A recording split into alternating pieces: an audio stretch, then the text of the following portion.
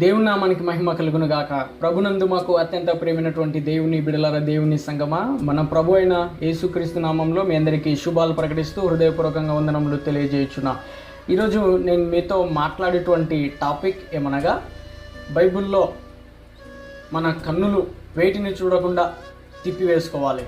Bible సెలవుస్తుంది 119 కీర్తన 37వ వచనంలో, నా కన్నులు వ్యర్థమైన వాటిని చూడకుండా త్రిప్పివేయుము. మనం వేటిని చూడకుండా మన కన్నులను త్రిప్పి వేసుకోవాలి అని అంటే, వ్యర్థమైన వాటిని, చెడ్డ వాటిని, మన హృదయాన్ని పాడు చేసేటువంటి వాటిని. ఈరోజు అనేక మంది యవనస్తులు వారి కన్నులను ఎక్కడికి తిప్పి వేసుకుంటున్నారంటే, వ్యర్థమైన వాటికి తిప్పి వేసుకుంటున్నారు. వ్యర్థమైన వాటిని అనుసరించేటువంటి వీడియోలను చూస్తూ వారి హృదయాన్ని చెరుపుకుంటున్నారు, వారి జీవితాన్ని చెరుపుకుంటున్నారు, వారి మనసును చెరుపుకుంటున్నారు, వారి తలంపులను చెరుపుకుంటున్నారు. ఈరోజు నువ్వు అలాంటి పరిస్థితుల్లో ఉన్నావా? అయితే ప్రభు నిన్ను హెచ్చరిస్తున్నాడు, ప్రభు నీతో మాట్లాడుతున్నాడు. నీ కన్నులను త్రిప్పివేయమని దేవుని వద్ద అడుగు, దేవుడు నీకు సహాయం చేస్తాడు. నా కన్నులు వ్యర్థమైన వాటిని చూడకుండానట్లు త్రిప్పివేయమని దేవుణ్ణి భక్తుడు అడిగినాడు.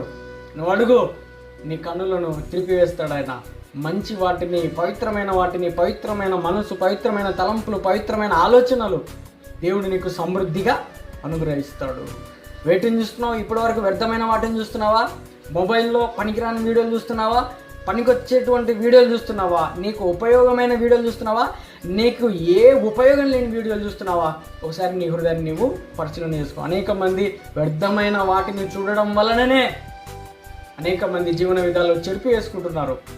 బైబిల్లో యేసు ప్రభు స్పష్టంగా చెప్పినాడు కదా, నీ దేహమునకు దీపం కన్నే గనక నీ కన్ను తేట ఉంటే నీ దేహం అంతా కూడా వెలుగుమయమై ఉంటుంది.